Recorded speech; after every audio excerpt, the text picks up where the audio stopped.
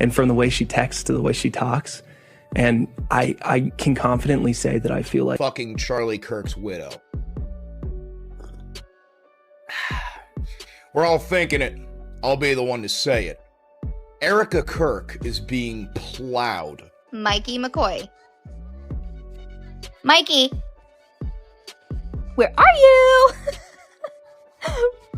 Bro, you really need to explain how you were on the phone, didn't even dial, within like milliseconds, less than a second, and then Charlie gets and you just walk away.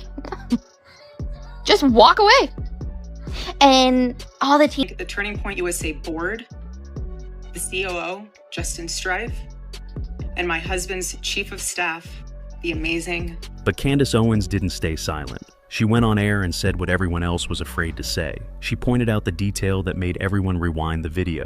Why did Mikey McCoy leave the frame before Charlie fell? A simple question, but enough to set social media on fire. Charlie Kirk's chief of staff, Mikey McCoy, was identified in the immediate aftermath of Charlie being shot, acting very weird and taking what looks like a phone call within less than a second after the gunshot rang out. He was crossing his arms and he put his phone directly to his ear before Charlie's body had even hit the ground. Turning Point USA came out and issued a statement about what Mikey was doing. And this was done by an individual who was the producer on the Charlie Kirk show, Blake Neff. He explained that he was right next to Mikey when all of this happened.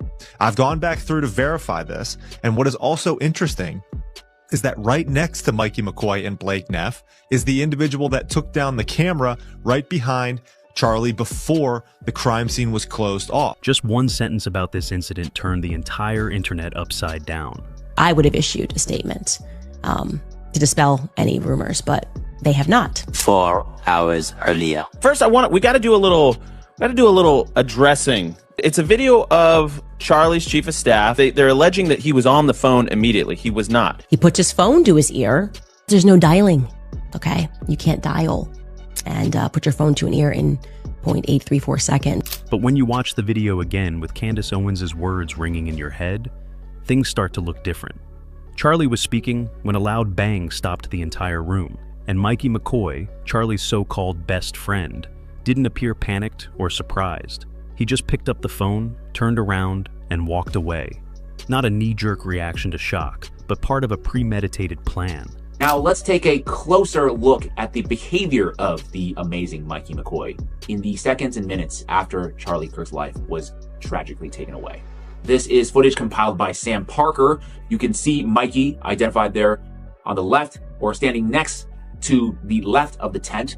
Charlie Kirk has just a few seconds left here on this earth, and you can see here, as soon as Charlie is hit, Mikey, in one swift motion, picks up the phone and looks to be calling someone.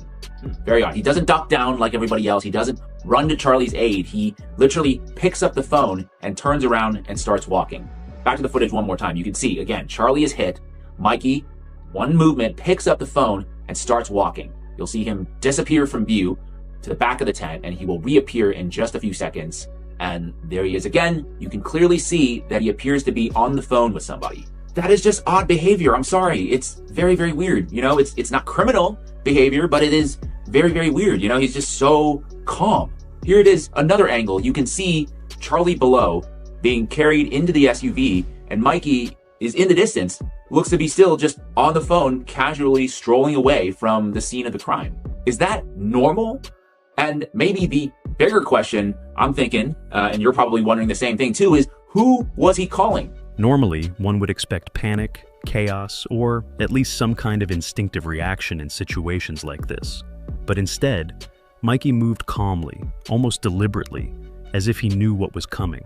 And that's why the internet couldn't stop talking. Because if this was a natural reaction, why did it seem so premeditated? So let me get this straight. We're supposed to believe the official narrative of what happened to Charlie Kirk. Mikey McCoy, Charlie's chief of staff, was on the phone before Charlie's body ever hit the ground. He was still on the phone as he was walking away. What could he have possibly been talking about? because he has no idea what was happening behind him. Charlie's closest allies and friends were filming themselves while he was being carried out to the car. No instinct to run and help him or run away. Sorry, but this isn't normal no matter which way you put this. Candace is the only one digging into what actually happened, which is why they're attacking her so hard for it. Not to mention, she released even more messages of Charlie saying, "I'm not sure if I'll live to see the end of this revolution," and tells Candace, "I believe you're the piece that God meant for me to meet. Cannot explain it, but I dream of it all the time." And then says, "If that's the case, be my David." I wonder if these same people who mocked Candace Owens for talking about a dream will mock Charlie for it as well. Clearly, the people who are coming after Candace lack any sort of discernment. Instead, they play into the forgiveness done in public, like Charlie Kirk's wife did, and letting off fireworks for his rally,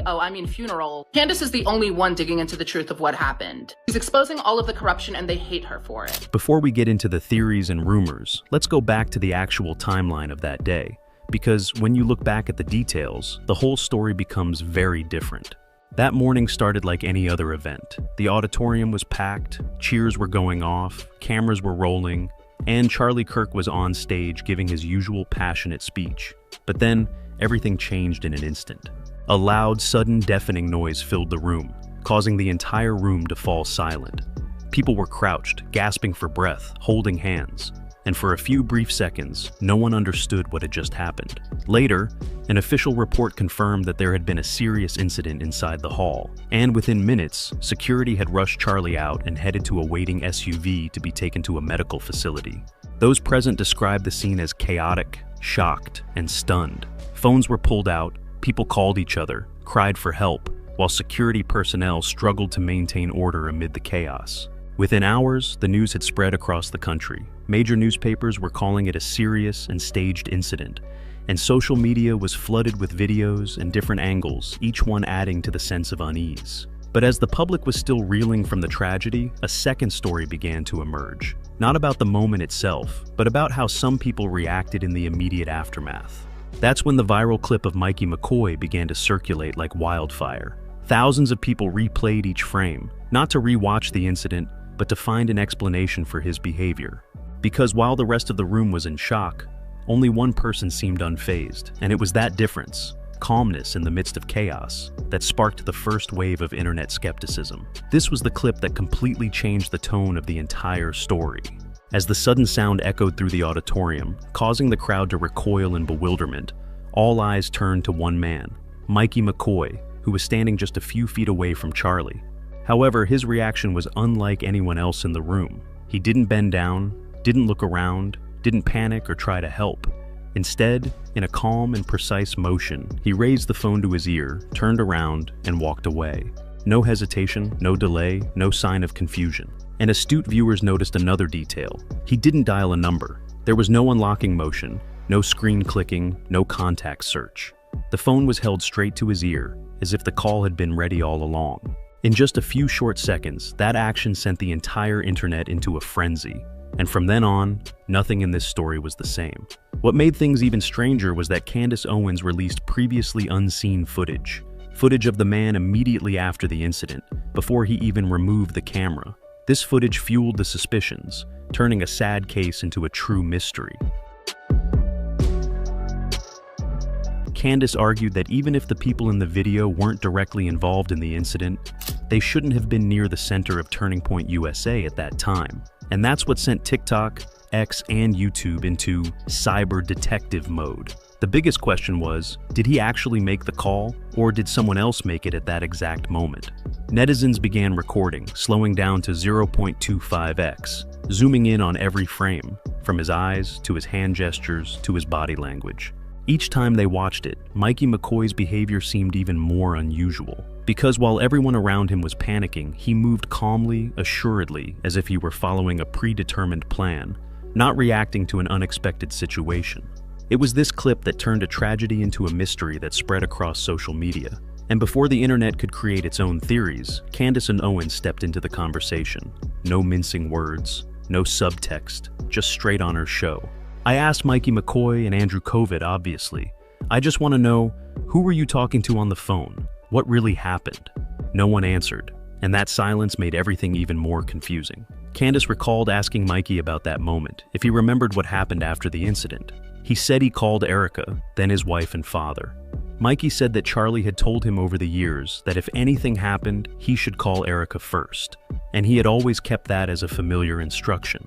According to the account, many people describe Mikey that day as someone who acted on his training instincts. Calm, agile, almost in control of the entire scene, and thus what some called a hero in the midst of chaos. Candace Owens, however, saw things differently. She didn't accuse, but she did question. She pointed out that Mikey left his position before Charlie fell, that his composure was unusual, and most importantly, the phone. Candace publicly questioned, who did he call? Why did the story change? And why won't anyone in the organization talk about it? She continued to demand that Mikey's call logs be released at that exact moment. The reasoning was clear. If there's nothing fishy, why not clarify? And that's when the internet started to stir. Hashtags exploded. Users cut, spliced, and slowed down clips, generating millions of views, all trying to answer the same question. What really happened?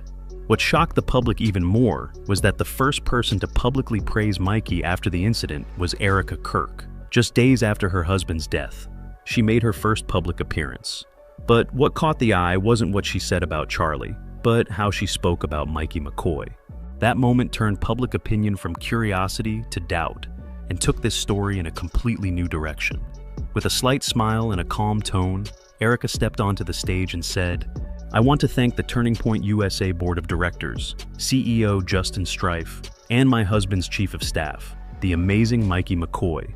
Just 5 short words, the amazing Mikey McCoy, completely changed the online atmosphere. No one expected her to mention Mikey by name, and even more so when she said it with warmth, a smile, and praise, right in the middle of the entire internet questioning him. The timing struck many as inappropriate. Why, of the dozens of people present that day, did Erika choose to highlight Mikey? Why would she reserve special admiration for someone who was at the center of controversy for his reaction in a moment of chaos? Instantly, social media exploded. TikTok, X, and YouTube users rewinded the clip, analyzing her smile, her voice, her eyes, the way she pronounced his name, and juxtaposed it with video of Mikey leaving the scene. Candace Owens quickly replayed the video evidence and asked a direct question.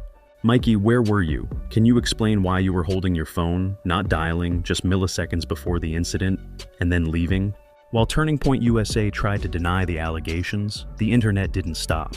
The question, why compliment him, quickly went viral, and within hours, what seemed like an innocuous moment of gratitude had become the latest focus of suspicion in the entire story.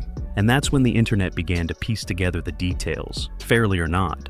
Some defended Erika, saying that in the midst of grief, people cling to whoever they have left. But others felt the mention of Mikey was too intimate, especially when all the questions surrounding the incident were still unanswered. Whichever side the public was on, there was no denying that the compliment completely shifted the focus. The focus had shifted from Mikey's reaction to his relationship with Erika, the motivations behind them, and why her first public thank you was for him. As social media began to spread the theory that the two might have grown closer after the incident, further speculation was inevitable. It was then that Turning Point USA stepped in to clear the air. But instead of quelling the controversy, their response only fueled more public skepticism. A spokesperson for the organization insisted that Mikey was not calm or indifferent. He was stunned, simply reacting instinctively to a moment of shock. According to them, Mikey did not abandon Charlie, but followed pre-established emergency procedures. Immediately contact Erika and then his father, Pastor Rob McCoy, in any unusual situation. However, while the explanation sounded plausible, the public was not entirely convinced, because each new response seemed to open up more questions than answers. Charlie Kirk's show producers, Andrew Cavett and Blake Neff, who were standing next to Mikey McCoy at the time of the incident, spoke out to explain Mikey's controversial actions. In a replay of the conversation, they made it clear that some of the videos circulating online were edited and taken out of context, making Mikey, who is Charlie's chief of staff and close friend, the target of criticism. "Look, that video doesn't tell the full story," one of them said. "It was created as an attack clip, aimed at Mikey, someone who has been with Charlie for years, someone we all know and trust. They're relying on a few seconds of footage to say that he reacted coldly or indifferently after the incident. And I have to say, that's an incredibly unfair accusation." Blake Neff went on to explain that he was right next to Mikey when it all happened.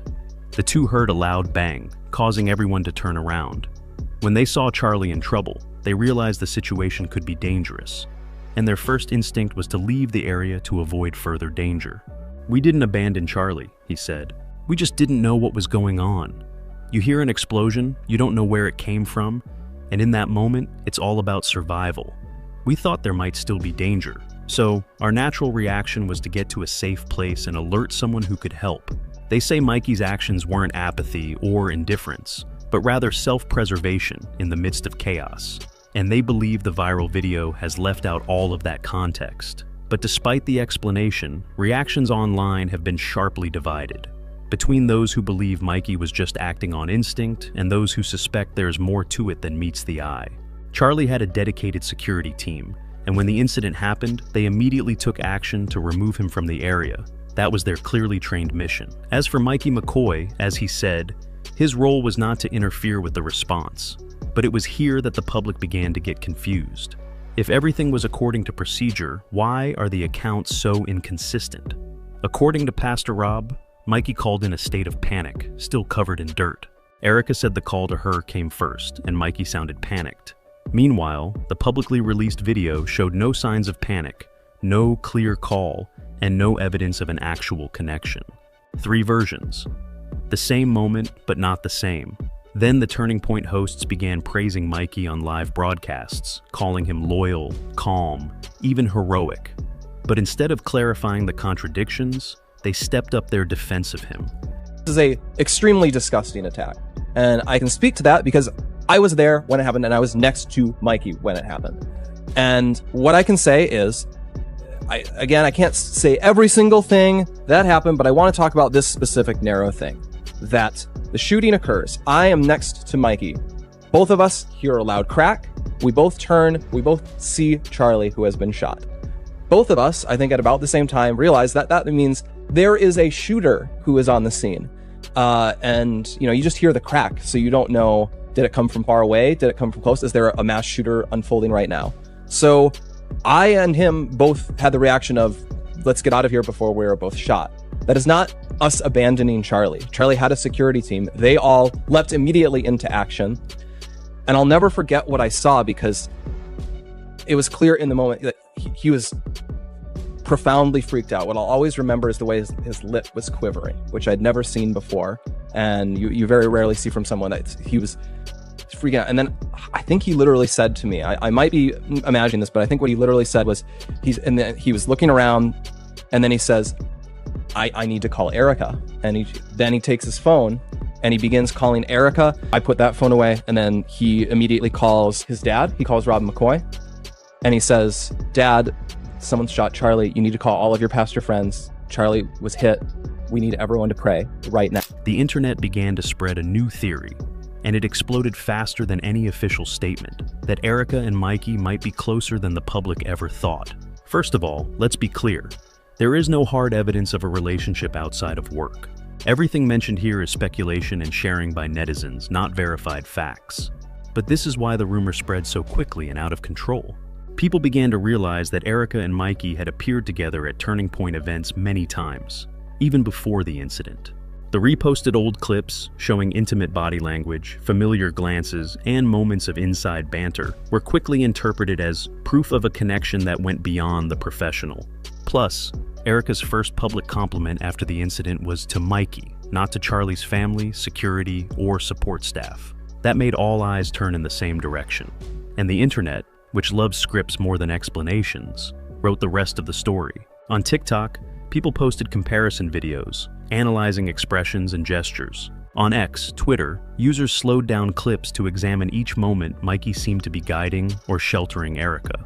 And Reddit created a detailed timeline in less than 24 hours. And as is often the case, once a rumor has spread to that scale, the truth sometimes becomes irrelevant, because perception has become reality in the public eye, especially when silence is chosen over explanation. Yet what has caught the most attention is not Erika's reaction, but the reaction, or rather the silence, of Charlie's parents. If anyone had the power to speak up to defend their son, or put an end to the speculation, it was them. But instead of appearing in the media, giving interviews, or issuing a brief statement, they chose absolute silence. No speeches at memorial events, no public defense of Erika, Mikey, or Turning Point, and no explanation to the public. At first, people thought it was because the pain was too great, that they needed time and space to heal. But as the silence dragged on, it began to take on a different meaning, a big question mark that the internet is constantly trying to decipher. But as the days and weeks passed, the silence stopped feeling like a painful loss. It began to feel purposeful, almost as if Charlie's parents didn't want to be a part of the public narrative surrounding their son. They stayed away from major Turning Point memorial events, refused media invitations, and kept a clear distance from those who were controlling the public narrative. That's when the internet began to shift its focus. Because if they believed the official version of events, why did they distance themselves from those who were supposed to be Charlie's allies? Why didn't they side with Erika or Mikey during that sensitive time? Some saw their silence as a silent defense, choosing to keep the truth to themselves rather than participate in something they didn't fully agree with. Others believe their absence is a message, a subtle boundary that says, "We're not behind this," and that silence becomes more telling than any public statement. Once the public begins to piece together the details, Erika's warmth, Mikey's reaction, Turning Point's defense, and Charlie's parents' distance, a new theory emerges.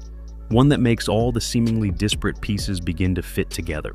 From there, the story becomes more than just an unfortunate incident, but a series of strange signs, timing, behavior, relationships, and an uncomfortable silence. It leaves the public asking a larger question. As everything is put together, is there a pattern emerging, one that can hardly be called a coincidence? Mikey left before Charlie lost his balance. Erika appeared in public, smiling and praising him. A few days later, Turning Point quickly gave a vague explanation to defend Mikey. The rumor spread, was analyzed and debated endlessly, but did not disappear. And all the while, Charlie's parents remained silent, not taking sides. Each individual detail could easily be overlooked, but when put together, they began to form a picture full of hidden meanings. And that is why the public could not take their eyes off this story. Because if this was just a random event, then the surrounding reactions should have been more natural and sincere. Instead, all the reactions were strangely synchronized, as if prearranged, while those closest to Charlie emotionally appeared the most distant from the story being told publicly. At this point, only those closest to him truly know what happened in those crucial moments, and what conversations took place afterward. It may have been a reaction to shock, or a misunderstanding, or a misreading of loyalty. But many believe the key to the truth lies in one place, Mikey's phone. Because a single call can change the entire story, what he heard, what he said, and who was on the other end. Those three details can decode everything the public is still arguing about. And until that call is cleared up, this story will never be closed. Not on social media, not in the minds of viewers, and certainly not in the community that is still replaying that clip frame by frame. So what do you think? Was this just a tragic accident, or was it a new chapter being written that Charlie never got to read? According to public sources, this story is attracting attention in the online community. We only report what is of interest to the public, without any intention to confirm or speculate about anyone's private life. All information is for entertainment and commentary purposes only. Thank you for watching the video to the end. If you find this content interesting, please like, subscribe to the channel, and comment your thoughts below because each of your opinions helps to complete the story.